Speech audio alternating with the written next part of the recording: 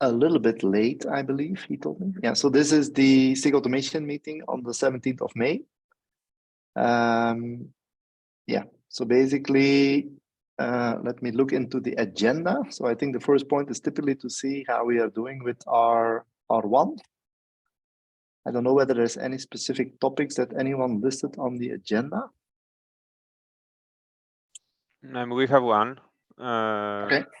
We would like to start the discussion a bit around the shift right approach, the one that we call workload delegation. So I have added this topic to the agenda, and I have created one one-pager slide that maybe I can share and start discussing with that and see what is like the opinions of the people around that. Okay, good. Do we do that after we are going through a bit of a status or any coordination? Is that okay, Dimitrios? Yes, no problem. Yeah. Okay, so any other topics? Let me quickly see whether we saw anything else for now. Doing too many things. Actually focusing on R1, so getting all the latest things in. Wiki, I know we can actually see the agenda through Slack, right? All right, so okay, yeah, okay, so that's the approach. Okay, so let's maybe first go to the status or anything that requires cross, let's say, sub work group. So yeah, I can start with the specialization side of things, just to give you an update. So we are basically done, right? So all the functions are merged. We are starting to do some integration testing between our cell ISO within the function pipeline itself. So we have extended the KRM function framework that is kept to do so. So which allows us to basically run, so a bit of integration testing to exercise the specializer functions in Harmony. That is simulating what would happen in a live system when they will be executed in Porch. And as such, it allows us to basically test the interdependencies between them and see how a pipeline would execute. We can simulate failure scenarios and stuff like that. So we started doing that, which helps in finding problems and stuff like that. So this will also be part of the test framework that is so that will be exercised by Prowl. So anybody that will do a check-in will exercise that test framework. So it helps us also to catch issues as soon as possible. All right. Tal, maybe you have an update on the workload side? Not especially. It seems like we're a little bit behind, but there's progress being made on the 3 operators that we supported. Well, actually 4, the status aggregator collector too. It's a little bit by the seat of our pants. It seems like things will come together in the last minute, but they are coming together. So right. Yeah, nothing specifically that's breaking. We are blocking on one change in the API repository having to do with Stephen's work on the topology controller. But as I said, everything is moving towards completion. So okay, yeah. So no red flags. Okay. And then for package management, I don't know whether anyone is here that could represent that. I have a little bit of update. We have a new version of Porch. Yes, that's true. Yeah, we have a new version of Porch. So there is a dev thing. So I also here, I think it will be at the edge probably, but probably possible in time. I think Victor is working on the installer scripts. So that's also making some progress. I think the package variants, as far as I understand, are done, right? So that's done. The UI is making progress. So it's not all yet merged, but it's, yeah, I have the feeling it's getting there. So yeah, so I think because after Monday, we will start doing the integration testing and what have you, right? Yeah. So yeah, so we are living on the edge, but we are getting there. So I have the feeling that, yeah, we will all somehow make it. All right, good. Anything else on the release 1 that needs attention? If not, I would give Dimitrios the floor, if that's okay. Yes, let me share my screen really quick. Yeah.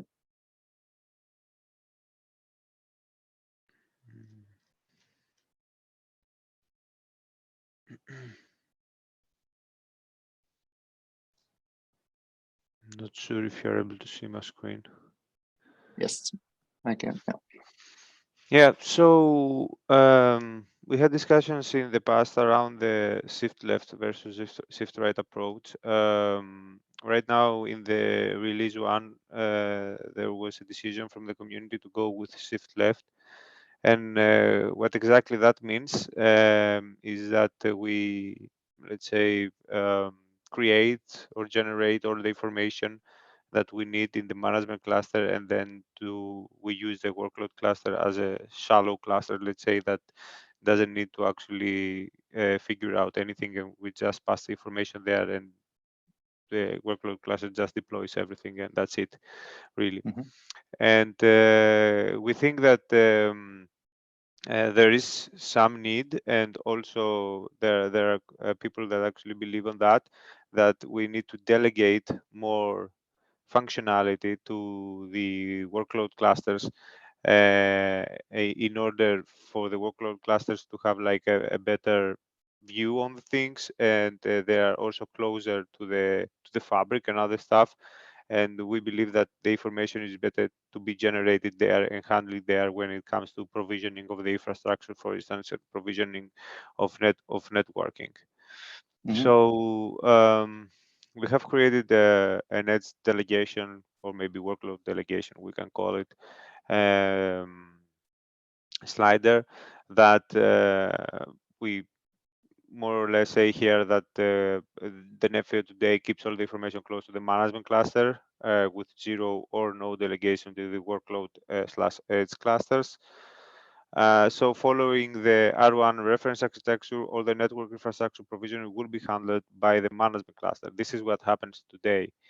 And this is the shift left approach, as we call it. And if we take a look on that down the road, it's maybe can evolve to a cumbersome field when you have like an increasing number of workload clusters, and the network management cluster needs to keep the state for all those workload clusters, configure the infrastructure, and the tenant networking.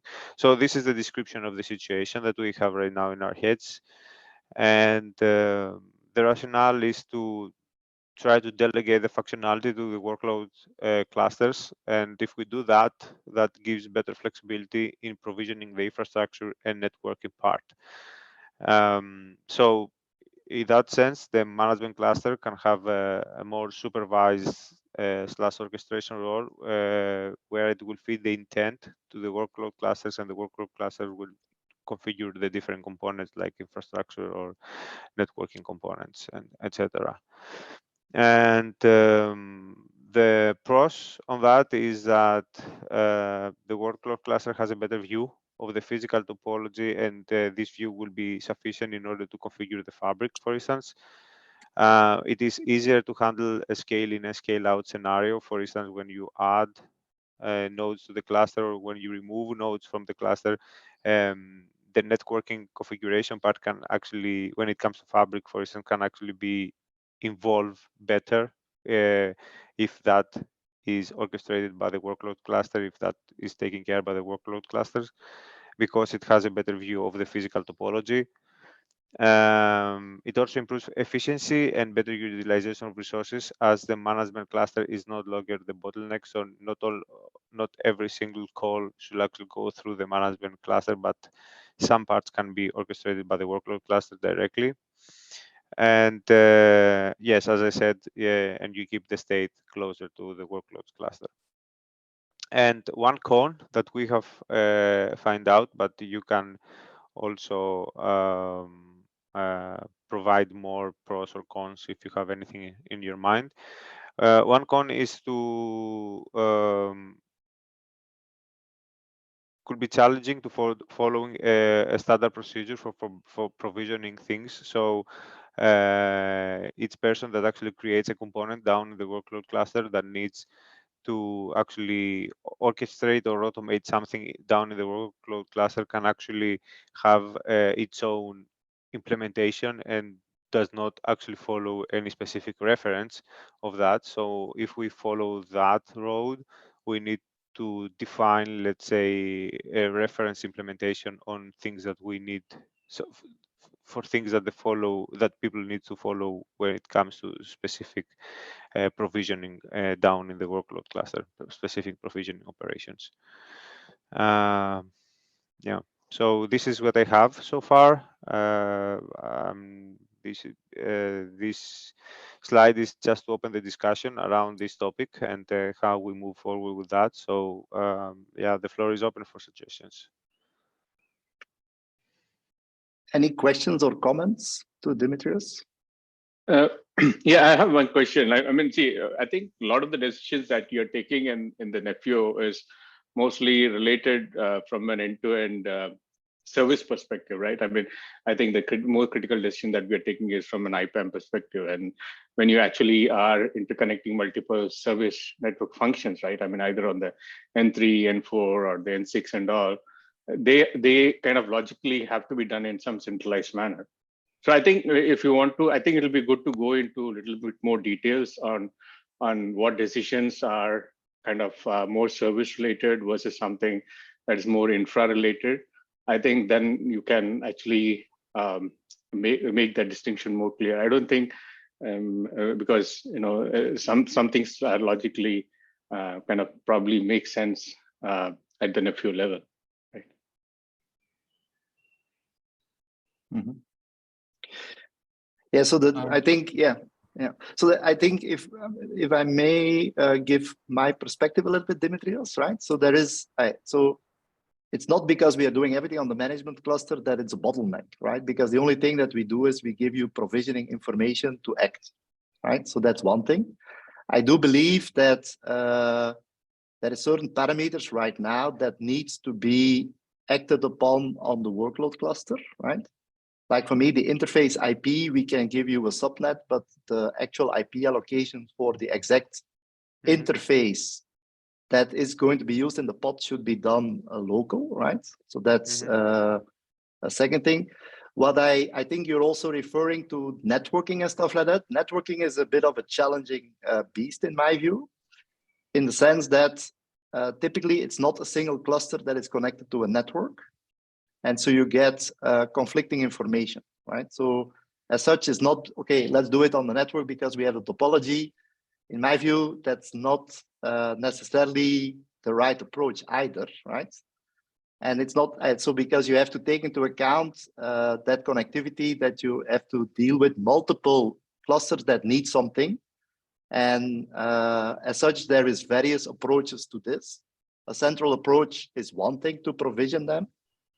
You could have some augmentation locally, but what I'm trying to say is that it's not a one-to-one relationship, and that complicates things even more.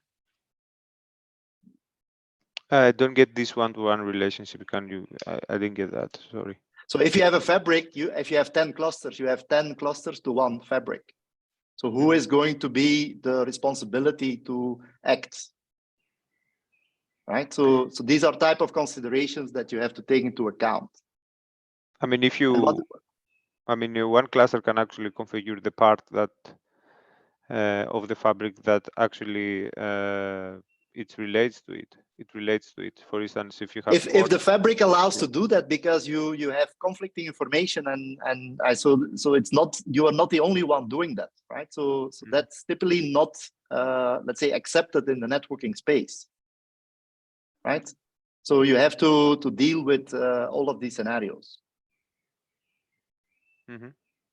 And so that complicates things in my view on networking. I've been doing quite some work in that space, so I can tell you my experience here. I'm not saying that that you cannot do anything on the workload cluster. That I didn't say either, but I'm just saying it's not so easy to say, oh, we'll delegate everything to the workload cluster and we're done. It's way more complicated than that. Okay. No, I'm not. Tal, I'm not talking about everything, but some things that, if then, of course, the workload cluster allowed to have like the authority and also the credentials to configure the fabric, then specific part of networking can be done through the workload cluster. If not, then of course you need like some management component that sits somewhere that actually takes care of that information, that configuration instead. Yeah, so it's not so straightforward. I think, yeah, there is way more corner cases than and we have to look at all the roles and responsibilities in that organization to do that. But okay, let's other people. I think Tal, you were next. Sure, I'll try to be brief. Well, as some of you know, I've been talking about this topic for years and really talking about the autonomy of workload clusters, how this is key to really scaling out and dealing with day two changes locally and quickly. We've done something a little bit weird, I think, with the R1 release, where we were very, very much focused on what we've been calling shift left, but it's also, this approach isn't new. I mean, the industry forever has been very much focused on getting day one ready. So we have very large orchestrators out there that we've all been using that could do all of this stuff, pre-configure as much as you can, validate as much as you can before you actually deploy. But our challenge has always been day two, right? And even, even on this very specific discussion of IP addresses, which I think we might be overly focused on this, right? It's just one specific topic, right, that we have right now. But Demetrius is right. Many fabrics, if you look at how CNI is defined, it has IPAM there, and people have written some very interesting and cool IPAM plugins for CNI, right? So if you set up your whole fabric between the sites, which, since we haven't been dealing with infra much, we've been taking the fabrics for granted, but you could use the existing fabrics to assign IP addresses.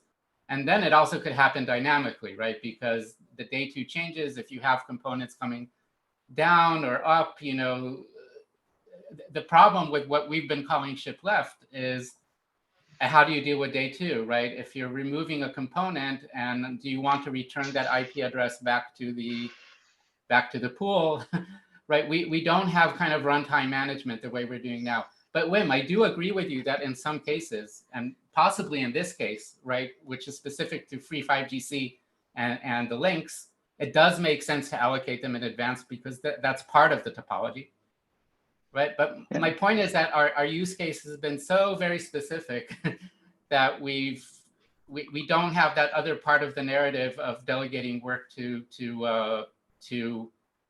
the edge clusters. And I hope that will be a more focused theme for us for R2, because that's where we can really innovate. I mean, all we've done so far has been showing how you can, using our tools, Porch, Kubernetes management cluster, do the same thing that orchestrators have been doing for a very long time. So we're not really showing any new capability with R1. I think if we start focusing on what we can do with Kubernetes operators running at the edge, that's where we can push the conversation forward. Yeah, I do agree with you, Tal. The IP, in my view, I mean, what we should have focused on, but okay, it was also a bit of a constraint that we had, is we should have focused on the subnet related to it, but the actual IP should have been done local, in my view, right? And I think there is constructs being developed that allow us to do so, even in the Kubernetes space. So, in other words, rather than configuring the individual IP on a pod interface, I do agree that that should happen on the workload cluster and so on and so forth. But like there is other parameters that we have been discussing here that are more challenging, I think. So, but IP, I think shouldn't be a big deal. Yeah, but IP was and- a low-hanging fruit. But we even Yeah. discussed in the last meeting that we don't do any vendor-specific configurations. I mean, we have started to build support for it for extending types, but that's where it gets very interesting, right? Where you actually have to have vendor changes. Some of them might happen in the management cluster, but some of them might happen at the edge cluster, right? If you get into things like netconf configuration, you obviously don't want to send that from the management cluster, which might not even have connectivity to the edge. So declaratively dealing with those challenges is something I think we'd all like to see. So yeah, not blaming anybody, but it's something definitely for R2 that we want to, in our balance, I think, focus on that theme. Right. Okay. Yeah. Victor, I think you're next. Yeah, I think thanks. So, well, thanks, Dimitri, for bringing this particular interesting topic. I never think about it. So, if I understand correctly, the major concern here is about the workload that you can have it in the edge clusters, like so how to manage that particular scenarios. So regarding that, what do you think about using the cluster autoscaler? So do you think the cluster autoscaler can solve some of these particular use cases, or like or the cluster autoscaler is not is missing some things about that one, or like is not the right approach to do it like for that particular case? I'm not really familiar with cluster autoscaler, but I can give you like some examples, or maybe what you will need down the workload cluster, and you can tell me if cluster autoscaler does that. Okay. Yeah. So I just provided the information, but yeah, that's maybe that's something that we can use it and explore that particular path. And if maybe the cluster autoscaler is missing some pieces, maybe we can also propose that there, or maybe we cannot use it at all. Yeah, I mean, of course, if it does what we need, then maybe we can take a look. But I mean, let's assume that you get like a new node, right? That you need to incorporate to your cluster.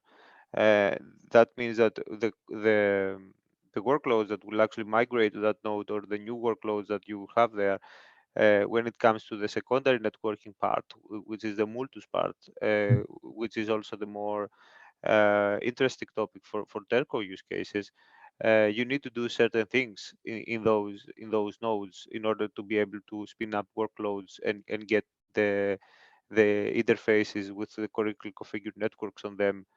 And that's it. For instance, maybe you need to create like VLAN sub-interfaces to a master interface somewhere, or you need to enable selective trunk or access VLANs to an OVS switch, or you need to also extend that trunking configuration down to the fabric in order to be able to actually allow VLAN tagging packets, packets with VLAN tag to actually flow. And that needs to happen automatically. So when the workload actually gets spinned up and gets an interface from Multus, all the rest down on the infrastructure is already provisioned, right? Yeah. So yeah, all those things. Or maybe Multus is not the right approach. Maybe maybe the solution is lacking of some flexibility, and I mean it could be like something another CNI like an NSM or whatever, right? Yeah, that's implementation specific stuff, but still you need some provisioning down in the infrastructure in order to be able to provide networking connectivity to pods when it comes to secondary networking. If that secondary networks come from Multus or from some other component, then that's just a use case, I believe. Okay. Because NSM can actually give you, I'm not sure if it can give you external connectivity, but it can give you some endpoints, as they call it, some forwarders, right? Yeah. In order to do so. like OVS forwarder or VPP forwarder or something else. But yeah, it's different implementation, I would say. Okay, thank you. Who is next? Alok, yeah, I think, yeah. Yeah, so thanks, Wim. I think most of the parts are already been mentioned by my colleague Dimitros, and then Tal also highlighted some of those. Maybe a few pointers on the cluster autoscaler. I see that as more of a complementary thing to this approach. I mean, there are certain well-identified gaps in Kubernetes ecosystem when it comes to the telco specific requirements and how the networking specifically should be done. Based upon, for instance, we need multiple interfaces for those pods, whether it has to be provisioned through Multus or through NSM using the service chaining concept. I mean, that I think is not being covered in the cluster autoscaler. It's more for your layer 7 type of an application when you extend your nodes, you extend the replicas of the pods running on those nodes.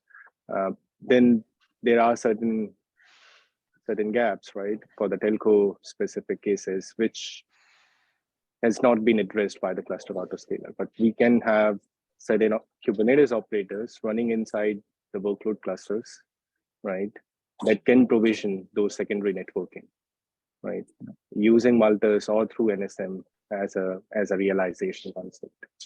Right. Today, in the R1 release, we have the NADs and everything being managed centrally from the management cluster. I think that could be a starting point of a discussion whether we can offload those capabilities to the edge clusters to manage those network attachment definitions. And because I think the networking, some parts of it, and for instance, Wim was mentioning about the IP address assignations, and those are some sort of a local significance, and that can be handled by the edge cluster itself.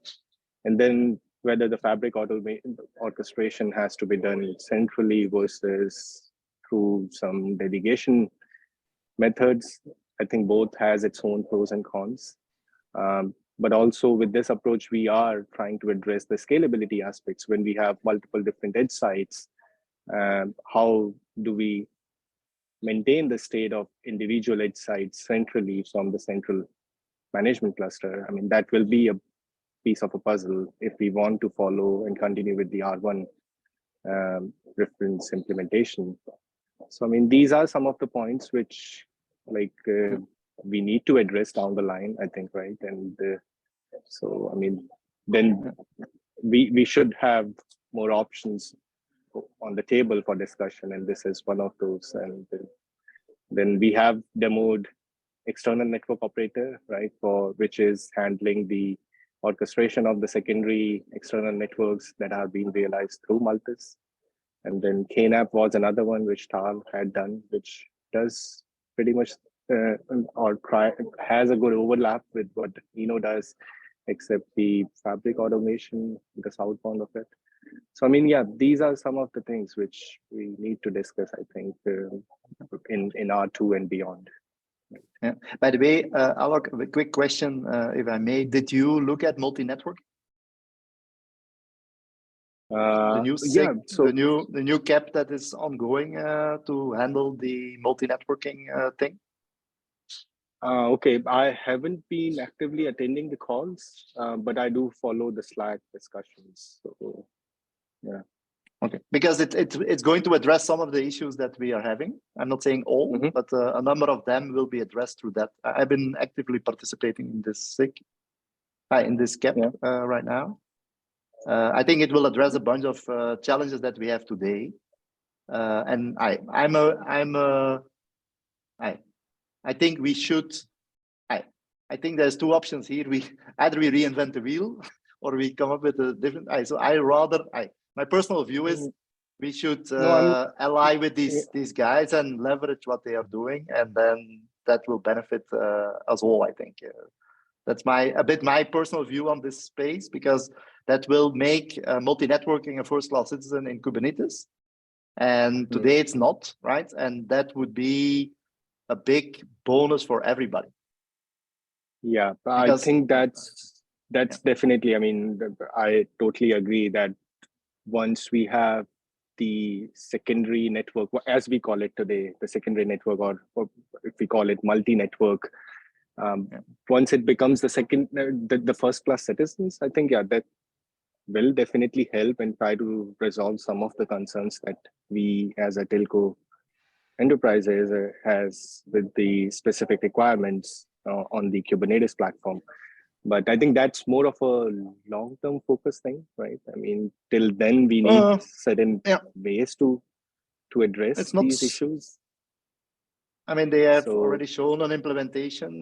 So, okay, I mean, they are moving. Okay, I don't know when they will finalize eventually, but it's not that it's like 5 years away or something like that. It's going to be appearing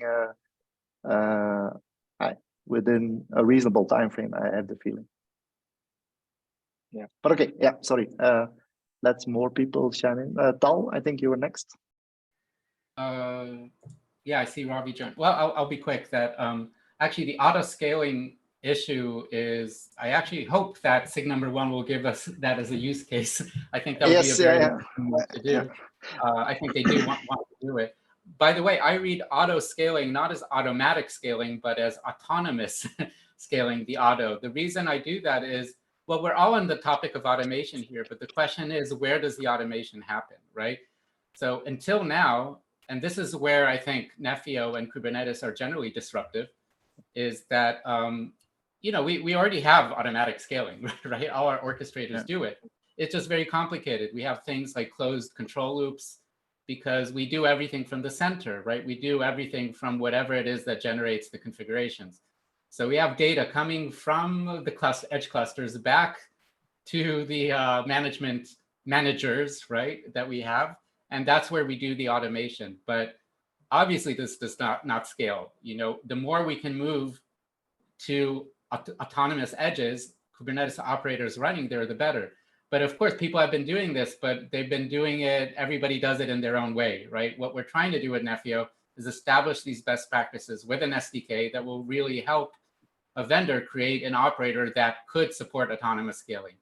The trick to doing this, where you don't lose control, is policy-oriented automation, right? Where, for example, what we could do in Nefio is during specialization, we generate something, a KRM type that has to do with, say, scaling policy, right? And that scaling policy can say, yeah, you're allowed to scale up to this level and with these capabilities, but not beyond that, right? Or your minimum scale is like this. So you give something like performance envelopes, right? Limitations for the operator to do its actual work. So if we can incorporate all that in our SDK and have standard models for doing this, I think we're moving the industry forward, because instead of letting everybody implement this in their own way, we're actually saying, here's a good way to implement scaling. Here's a good way to implement healing that could be done between the management cluster and the edge cluster. So yeah, I hope to see us do that. That would be interesting. Sure. Alok, who was next? Is it Ravi or Alok? I don't know. Sorry, that was Okay. a stale hand. Okay, sorry. Yeah.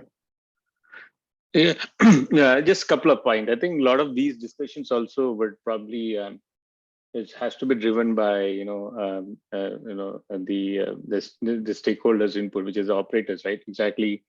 Yes. How they handle kind of interconnectivity between services. Because the moment you say, for me, from my perspective, you say that, okay, there are some decisions that's taken between in the edge cluster, then in a multi-cluster deployment, then there has to be some mechanism for these services to discover each other and then interconnect with each other, right? Either you use DNS or some other service. So and which I think in my previous experience, they're very kind of at least in brownfield settings, they're highly reluctant, where things are still driven using some spreadsheets and things like that in some centralized manner. Though they do that manually, right? So I think that requirement aspect has to be captured to kind of make this, to kind of and then basically articulate it to kind of make these decisions, these design decisions or possibilities which direction to take. Sure. Yeah, good point. Thanks, Avi. Next is Bala, I think. Yeah, thanks, Wim. So I joined late, so I obviously am out of context a little bit. So I had the two generic questions, Wim. So since you said you're part of the SIG networking, Multi-network. so does that it's a very newbie question for me.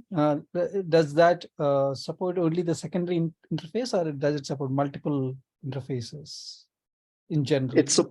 It supports multiple interfaces in general, so it does no longer. So even the default network. So the name of the network is pod network. So there will be pod networks. Yeah. And also the default network there will be a default pod network, and then there will be additional pod networks. And a pod can attach to one of these pod networks that are being defined, and so that's kind of a bit the structure. Whether you use Multus as an implementation or something else is a choice you have. So that will be depending on the implementation that is sitting underneath on how that's realized. But they are defining mainly the constructs on how to set up multiple networking inside of a Kubernetes cluster and how pods can attach to that, and all the work that is happening on the kubelet to attach to it and stuff like that is going to be is being defined in that let's say multi-networking working group. Okay, thanks. So regarding, again, I'm sorry for joining late, but regarding this edge delegation, from architecturally speaking, is there so one is obviously doing what we're doing now, shift left, or I think there is, just to be clear, Bala, I think so, to the point that Tal made, and also I think Dimitris made and Alok made, is that one of the things that we are not doing well today, because let's say we do horizontal scale out of a pod, right?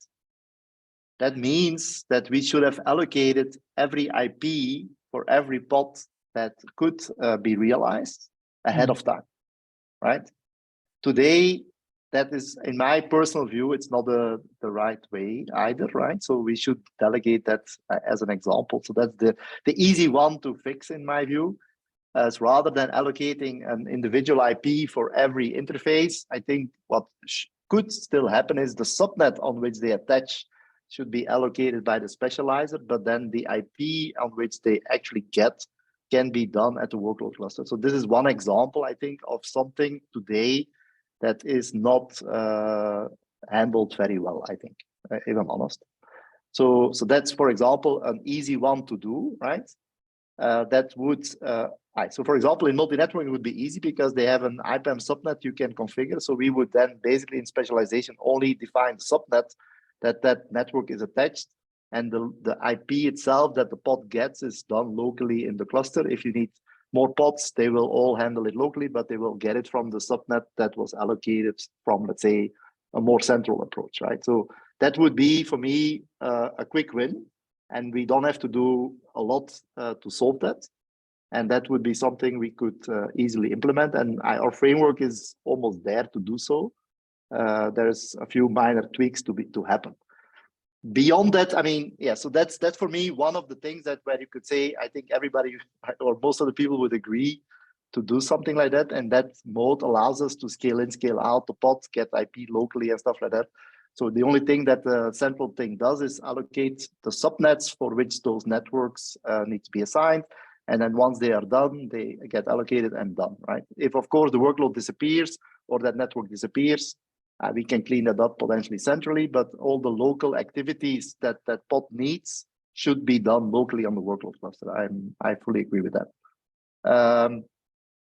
I think there is other things that Dimitrios tries to handle, like provisioning the fabric from a cluster and stuff like that. That's a very complicated thing, or that's a more, let's say, challenging space in the sense that there is various actors and it's not a one-to-one relationship, and you have to deal with things. I do know that a bunch of people have done extensions inside of cluster from the networking side to get that information, and they do it that way, right? So that's typically an approach that I've seen being used in the field. But yeah, so that's probably another thing that needs a bit more conversation and different approaches. But the IP local delegation to a pod, I think it's a no-brainer.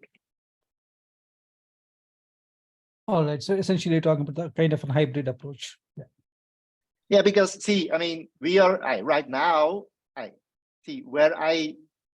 If you look to a network function, there is multiple IP addresses, right? That is being consumed. Okay. Yeah. And I think some of them, for example, I always say there is the pod IPs, right? The management cluster shouldn't. The only thing it can be involved is say, here is the subnet. I mean, that's the only thing it could do, and that's as much as it should do, I think. But then you have, for example, what I see in at least in Nokia, you have like these loopback interfaces. Like in the moment for free 5DC, for example, we are allocating the N3 interface and the pod interface as the same IP. That's not typically done. So in a lot of network functions that I've seen is that N3 is a loopback, so it's a logical IP, and then you have pod IPs, right? Now that loopback is also shared across every pod that that network function has. So it's like a floating, it's like a service, right? And that will not change if you scale in or scale out, right? So as such, that you could allocate more centrally, or like a DNN pool is something you could do centrally. And then if you need another one, you get another one. And then the local allocations of the UE IPs within that pool is a local activity, of course, right? So I think we have to split that space into pieces and components and define what is the best place to handle where. But I do agree that some of the delegation to a workload cluster is mandatory to make this work autonomously. Okay, sorry, Alok, I think you raised your hand again. Yeah, so agree. I mean, some of the points that you mentioned, we have to identify which all use cases that needs to be like managed centrally versus like through the edge deployments in a delegation approach. So maybe how we can start discussing all these scenarios, where exactly would be a good start and which subgroup could be a best fit. I mean, maybe so I think my personal view is the following: is that there is SIG number 1 is starting to focus on our two use cases and scenarios that we have to address. So that's the first thing that I think we have. I think I would recommend or discussing it there, right? Because they are going to help us steer what R2 should contain. Okay, and I think that what I would do as the next step is to at least start it there. I think at the moment we in SIG 2 and 3 are mainly focused on R1, but we are almost through. So I think once R1 is out of the door, we will probably have more detailed discussions to get this going. So I believe within, let's say, early June, we can start discussing some of the approaches and see. We are also hopefully getting some input from SIG 1, and then we can take it from there. I think that's what I would recommend. So yeah. So what will be like the next step, as you think the next step? Like, I would reach out to Kaushik and to Sana, right? They are forming these subgroups to so that one of the subgroups is R1 focused, R2 focused. Sorry, I would discuss this topic over there. That's number 1. Do we already have the subgroups there in the SIG 1? They presented on Monday, I think, the formation, and they were, I don't know, Tal, I was half listening because I was focused on some. Yeah, I think they are proposing 4 subgroups. Yeah. Architecture is one, and then the one is exclusively focused on R2 use cases. Yeah. What needs to be done from R1 to R2. The other one is the the synergy with other industry bodies such as WORAN, O2IMS, things like that. What is the fourth one? There was one more. Yeah, they are proposing 4, Alok. I can think I think he shared a doc. Yeah. So I think yeah. okay. Thanks, Bala. So I think the R2 could be the right fit, right? Yes, I mean, I agree. Yeah. we can have the discussion started there, like having a high level requirements around this delegation approach, and then we can have some sort of a study to evaluate whether the is what are the use cases and the flows that we can actually offload it to the edge sites and do that things, right? Yeah, that's what I would do. Yeah. Yeah. Now, Yeah, of course, in I which see. subgroup? Yeah, In which subgroup you said, Alok? I think the second. So there is this the one focused on release 2 content. I think I have to look up. I don't know it by heart, right? One thing that you have to be aware, I think, one is typically, or at least my understanding of SIG, one is they are more high level. So what you want to, like, your talk about delegation, I think, is a good one, right? So the fact that we want to delegate more autonomy to an edge cluster. So this is the type of things, the details on how to do that and stuff like that will probably be ending up in SIG 2 anyhow. But I think we want to have, let's say, an item in R2 to say we have to delegate more to the workload cluster or something like that. If we get that, that for me is sufficient to get something going. You see what I'm saying? Does that make sense?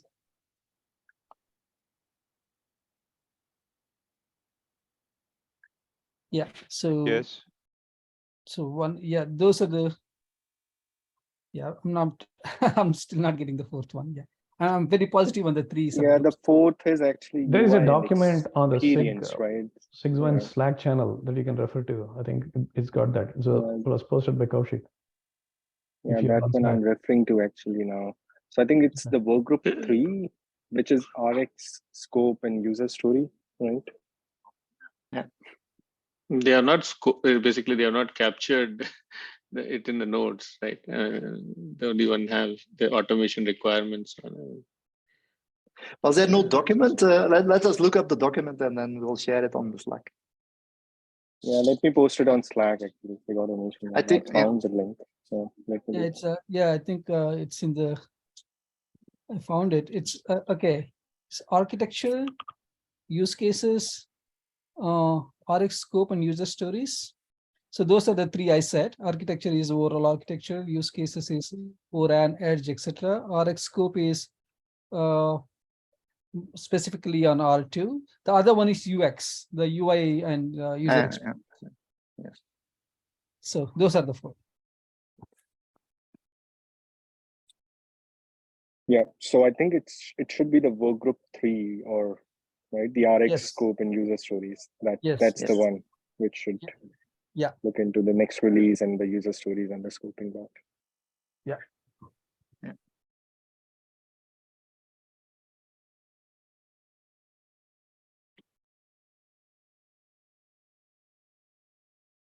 All right. Okay, I think we have like a plan. Go in SIG1 and discuss that and try to add the item for the R2 roadmap, let's say.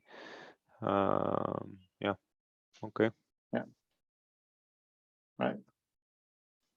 Okay. Good. Is there any other topic we have to discuss? One question, when you mentioned about this multi-networking effort, how different is it from that network plumbing? I think that's what was under Kubernetes. I mean, what are they trying to achieve? So the network plumbing working group, in my view, is really focused on multis, so NADs and stuff like that, right? And then there is, but they are all part of the network SIG inside of Kubernetes. So they have a subgroup which is focused on multi-networking to make secondary, actually any network, so not only the default one, but also any other network, a first-class citizen. So you basically have a full, let's say, management and lifecycle behavior of those networks within the Kubernetes framework. That's basically what they are focused upon. And so the construct that I am aware, and I think the name is kind of set in, I think it is decided. So the way that they will, let's say, manage or identify that is pod networks. So you will see a new resource called pod networks. And so there will be a default pod network and then additional pod networks. And then in a pod, when you have a pod template can be attached to any of these networks, or multiple, or one, or two, or as many as you want. There will be a limit probably, but yeah, so that's kind of high level. And then a network has IPAM constructs. So you have IP4, IPv6 IPAMs. And then you have also this concept of provider implementation. So you could implement multi-networking through Multus, but it's not a mandatory requirement. You could also have other plugins that implement multiple networks. So one of the things with Kubernetes, they always stay at the overlay level, right? I mean, one with, I think, network plumbing was that it was trying to manage the overlay to the underlay. Is that all taken care of? Because, I mean, that's what specific telco requirements are, right? I mean, yeah, and you have VLANs, yeah, correct. So multi-networking is a very hot topic in the telco space, or at least for the telco operators. A lot of operators that I'm aware of are hoping to see this soon appearing, because it's like we said, I think everybody's aware about that, is that from the moment you do like secondary networks are like a second-class citizen in Kubernetes. So, and you have to do all kinds of plumbing to make that work. And so this effort is to simplify that. But so even a VLAN and stuff like that is part of that, yeah. Okay, sure. Makes sense. But you could do overlays or underlays. I call it overlays and underlays. You could also do VXLAN and stuff like that if you want, right? Yeah. Yeah, no, we always depend on some CNI to handle that. So For sure, yeah. A lot of the use cases require that binding. Yeah, that's what NADs and all handle well, I guess. Yeah. Correct. Yeah. So as I said, Multus could be an implementation under the hood, right? I'm not saying it's excluded, but there could be others.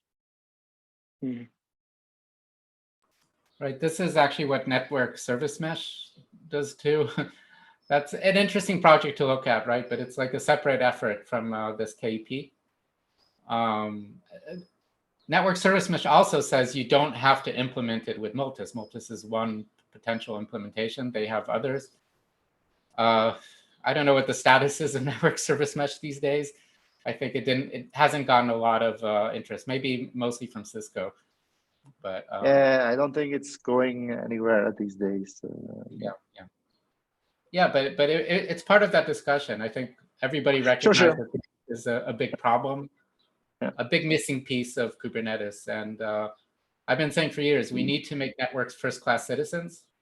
So, the problem, Multus is great in solving the solution technically, attaching something to a pod, but you have to write those NADs, and we're struggling even right now writing them. It is non-trivial, right? It's a very, very specific to the technology that you're using. This needs to move towards a more provider-based model, and in a way, going back a little bit to what we did in OpenStack with Neutron, where we had network as a service.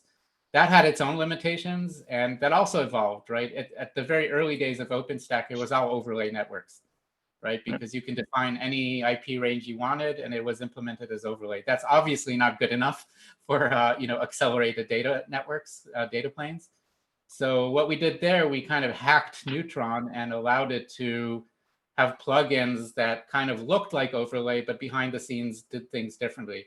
So we want to learn from where OpenStack got it wrong and basically build primitives that are more forward-looking from the start. So it's encouraging. I think we have a lot of very smart people in that group who have a lot of experience with these things, and it's just been very, very slow moving, right? Just the nature of the beast. Yeah, and Nephew, I don't think we have to slow down and wait for them to complete the work. I mean, we can definitely do things. We have been doing things. I mean, we're doing it right now when we're generating NADs, right, for free 5GC. But it's so use case specific and so specific to specific technologies. It's obviously our solution is very, very limited, right? You would have to rewrite it if you're dealing with, say, a different kind of fabric. Anyway, it's a big topic. We have a Slack channel just for discussing this. You know, it's called discussion-network-management. So if anybody wants to discuss it, that could be a good place to keep a separate channel for it, and we can see what we can do in R2. For R2, I really hope we'll see some proposals for, you know, possibly integrating the current work being done with the KP. And I know it's obviously something we have to address. We cannot ignore it. All right. Good. If nothing else, we can give you 3 minutes back. Thanks, Vin. Thanks. Thanks for your time. Thank you Yeah. all. Yeah. Cheers. Bye. Yeah, thank you.